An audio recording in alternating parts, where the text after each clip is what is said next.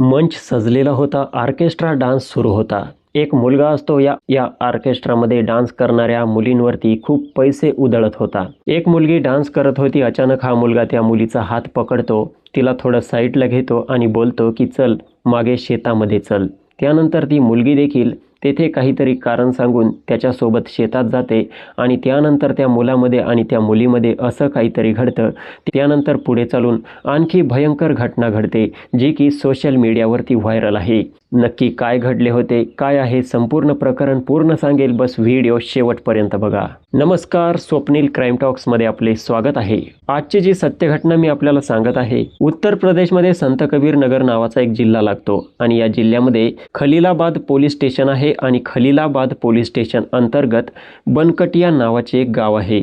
या गावात घडलेली ही घटना आहे. मात्र या कहाणीची सुरुवात उत्तर प्रदेशच्या बस्ती जिल्ह्यामधून होते.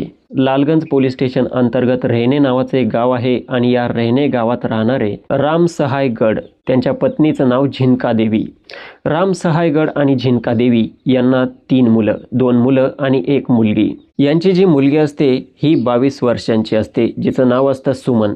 सुमनला पहिल्यापासून गाणे गायचा आणि डान्स करण्याचा शौक होता. तर ही मुलगी आता ऑर्केस्ट्रामध्ये गाणे गाऊ लागली होती, डान्स करू लागली होती आणि तेथून तिला चांगल्या पद्धतीने पैसे देखील मिळत असायचे. एका नाईटचे 2000-3000 रुपये असे मिळत असायचे आणि या मुलीचा तो छंद होता, त्याशिवाय ती राहू शकत नव्हती. तर एक वेळेस ही सुमन एका ऑर्केस्ट्रा प्रोग्राममध्ये डान्स करण्यासाठी गेलेली असते आणि त्या ठिकाणी ती डान्स करत असते. तर एक मुलगा असतो ज्याचं नाव असतं पंकज. हा पंकज सुमन डान्स करायला लागल्यानंतर खूप जास्त पैसे तिच्यावरती उडवत होता आणि ही गोष्ट सुमन देखील नोटीस करत होती. मात्र सुमनला त्याच्याशी काही घेणं देणं नव्हतं. तिला आपला डान्स करायचा होता, पैसे घ्यायचे होते, पैसे कमवायचे होते. मात्र ती नेहमीच बघायची की हा पंकज नावाचा मुलगा जेथे जेथे मी जाते तेथे तेथे येतो आणि त्यानंतर मी डान्स करायला लागल्यानंतर खूप सारे पैसे हा उडवत असतो. आता ती सुमन देखील या मुलाकडे आकर्षित झाली होती आणि मुलाकडे एका वेगळ्या दृष्टीने ती बघू लागली होती. हळूहळू रात्र गहिरी होत जाते. रात्रीचे लगभग 2 वाजतात आणि 2 वाजता या सुमनचा डान्स झाल्यानंतर ही जेव्हा पडद्यामागे जाते तेव्हा हा पंकज नावाचा मुलगा कसा तरी त्या ठिकाणी जाऊन पोहोचतो आणि या सुमनचा हात पकडतो आणि त्यानंतर सुमनला बोलतो की मला तुझ्यासोबत खूप महत्त्वाचं बोलायचं आहे. इकडे मागे शेत आहे, या शेतावरती चल. आता सुमन त्या मुलाला अगोदर तर बोलते मला हे अलाउड नाही, मी तिकडे येऊ शकत नाही. मात्र तो मुलगा खूप जास्त तिची रिक्वेस्ट करतो. तर ही सुमन बाकीच्या त्या मेंबर्सला बोलते की मी थोड्या वेळात माझं अर्जंट काम आहे ते काम करून येते आणि त्यानंतर ही सुमन त्या शेतामध्ये जाते. तेथे गेल्यानंतर ती विचारते पंकजला की बोल काय काम आहे. तर हा पंकज सांगतो की मी तुझ्यावरती दिवाना झालेलो आहे आणि मला तू पाहिजे, मला तुझ्यासोबत लग्न करायचं आहे. आता जी सुमन असते ही सुमन बोलते की नाही, हे बघ अजून आपली तर चांगली ओळख देखील झालेली नाही, तू तुझा मोबाईल नंबर दे, आपण कॉलवरती बोलत जाऊयात आणि त्यानंतर आपले मन जुळल्यानंतर मी लग्नाचा विचार करू शकते. मात्र जो पंकज असतो आता तो बघतो की ही माझ्या सांगण्यानुसार शेतात आलीच आहे. तर त्या गोष्टीचा हा पंकज फायदा घेण्याचं ठरवतो. आपल्या खिशातून पैशांचा बंडल काढून सुमनकडे देतो आणि त्यानंतर बोलतो की बस माझी एवढी इच्छा पूर्ण कर. आणि त्यानंतर हा पंकज सुमनसोबत त्या शेतामध्ये शरीर संबंध बनवतो. त्यानंतर सुमन त्याचा कॉन्टॅक्ट नंबर देखील घेते. तो प्रोग्राम त्या ठिकाणी संपतो आणि त्यानंतर आता ही सुमन त्या पंकजला कॉल करू लागते. पंकज देखील तिच्यासोबत कॉलवरती बोलायचा आणि तिला सांगायचा की बस मला तूच पाहिजे आणि तुझ्याशिवाय मी राहू शकत नाही.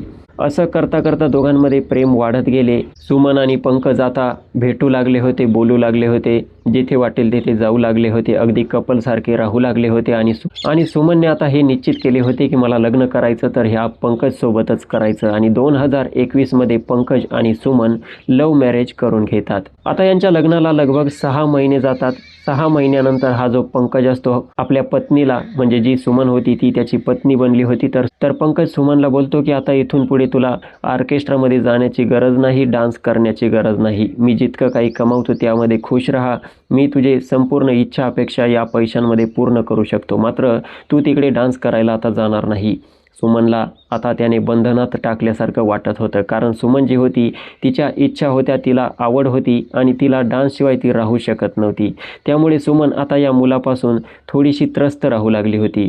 भलेही पंकज तिला थोडेफार पैसे देत होता, मात्र तिला मोकळीक मिळत नव्हती. अखेर 2023 मध्ये सुमन हा निर्णय घेऊन टाकते की जर मी याच्यात बंधनात अडकून राहिले तर माझे सर्व स्वप्न या ठिकाणी चकनाचूर होतील. मी एका खोलीमध्ये बंद राहील आणि मला असं जीवन जगावे लागेल. त्यामुळे 2023 मध्ये ही सुमन पंकजला डिवोर्स देऊन टाकते. त्याच्यासोबत सर्व संबंध, सर्व रिश्ते नाते सर्व तोडून टाकते. त्याच्यापासून कायमस्वरूपी बाजूला होऊन जाते. पुन्हा आपल्या घरी येते. आपल्या आई वडिलांसोबत अगदी आनंदाने राहू लागते आणि तेथूनच पुन्हा ती आपला जो छंद होता ऑर्केस्ट्राचा, गायनासाठी जाण्याचा, डान्स करण्यासाठी जाण्याचा, त्या ठिकाणी ती जाऊ लागली होती आणि पुन्हा ती पैसे कमवू लागली होती. तिच्या मनमर्जीने जगू लागली होती. तिला आता रोखणारं टोकणारं कोणी नव्हतं. तिला वाटेल त्या ठिकाणी ती जाऊ शकत होती. वाटेल त्या मुलासोबत ती बोलू शकत होती. वाटेल त्या मैत्रिणींसोबत ती राहू शकत होती. आता ऑर्केस्ट्रामधील काही मुली संत कबीर नगरच्या खलीलाबाद येथे जाऊन त्या ठिकाणी प्रोग्राम करत होत्या. तर त्यांनी सुमनला देखील बोलावून घेतले होते आणि सुमन देखील त्या ठिकाणी जाऊन पोहोचली होती. तेथे त्यांनी रेंटवरती रूम घेतलेला होता आणि सुमन त्या ठिकाणी राहत होती आणि तिकडेच प्रोग्राम करू लागली होती. पैसे मिळत असायचे. जेव्हा तिला वाटायचे, जेव्हा प्रोग्राम नसायचा तेव्हा ती आपल्या घरी आईवडिलांकडे देखील येत असायची आणि आईवडिलांना देखील काही पैसे देत असायची. सर्व काही ठीकठाक होते. तिचे आईवडील तिच्यापासून खुश होते. सुमन देखील तिच्या मनमर्जीने जगत होती. तर सुमन ज्या ठिकाणी डान्स करत होती त्याच ठिकाणी तिच्यासोबत डान्स करणारा एक मुलगा होता, बबलू चौहान. बबलू चौहान बिहारच्या गोपालगंजमधील राहणारा होता. हा जो बबलू होता हा नेहमीच सुमनच्या जवळ येण्याचा प्रयत्नात असायचा आणि सुमनला देखील हे समजत होते की हा बबलू माझ्या जवळ येण्याचा प्रयत्न करत आहे, माझ्यासोबत काही गोष्टी करण्याचा प्रयत्न करत आहे. तर एक दिवस हा बबलू हिम्मत करून तिला बोलतोच की मी तुझ्यावरती खूप प्रेम करतो आणि तुझ्यासोबत लग्न करू इच्छितो. आता ही सुमन बोलते की हे बघ, लग्नाबद्दल मी आता विचार करूच शकत नाही, कारण मी अगोदर लग्न केलेलं आहे. मी विवाहित होते, एका मुलासोबत मी राहत होते, त्याची पत्नी बनून मात्र त्या मुलाने मला पूर्णपणे बंधक बनवून ठेवलेले होते. त्यामुळे मी लग्न तर करू शकत नाही. वाटल्यास मी तुझ्या लिव्हिंगमध्ये राहू शकते, तुझ्यासोबत सर्व गोष्टी करू शकते आणि तेथून पुढे जर मला वाटले तर मी तुझ्यासोबत लग्न देखील करू शकते.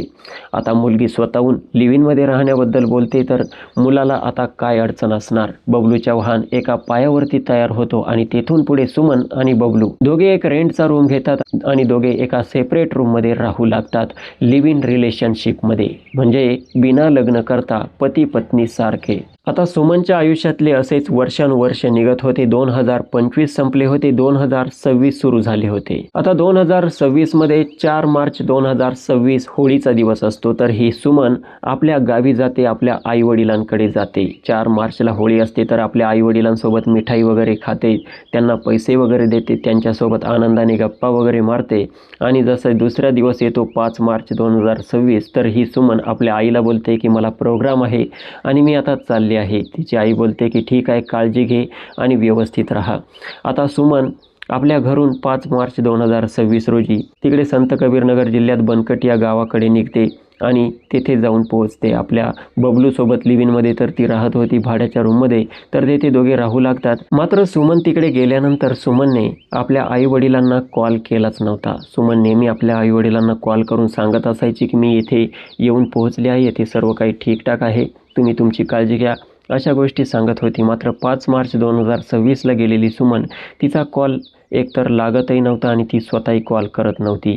आई वडील परेशान होते, मात्र त्यांनाही माहीत होतं की मुलगी प्रोग्राम करते तर कदाचित तिचा मोबाईल बंद झाला असेल, ती कॉन्टॅक्ट करेलच, म्हणून ते देखील जास्त लक्ष देत नाही. 11 मार्च 2026चा दिवस येतो. खलीलाबाद पोलीस लाईनजवळ कुसमी दाढी नगर नहेर आहे आणि त्या ठिकाणी एक पूल आहे. त्या पुलाजवळून खूप जास्त दुर्गंधी येत होती आणि खूप माशा भिनभिनत होत्या. कुत्रे त्या ठिकाणी भटकंती करत होते. तर लोकांना त्या ठिकाणी विचित्र जाणवते आणि त्या ठिकाणी 2-4 जण जमा होऊन बघतात तर एका मुलीचे त्यांना केस दिसत होते. मुलीच्या अंगावरती, तिच्या चेस्टवरती कोणतंही वस्त्र नव्हतं. तर तेथील लोक सर्वात अगोदर 112 नंबरवरती कॉल करतात. पोलीस टीम त्या ठिकाणी येऊन पोहोचते. कोतवाल प्रभारी जयप्रकाश दुबे असतात, फॉरेन्सिक टीम सहित त्या ठिकाणी आलेले असतात. आता पोलीस बघतात की जो हा मृतदेह आहे हा पूर्णपणे फुललेला आहे आणि त्याच्यावरती माशा भिनभिनत आहेत. त्याचे हेड वगैरे पूर्ण डॅमेज झालेले आहेत आणि ती डेड बॉडी एका मुलीची आहे. तिचा मेकअप बघता तिने खूप सारी लिपस्टिक लावलेली आहेत आणि ही दिसायलाच एक डान्सर दिसते.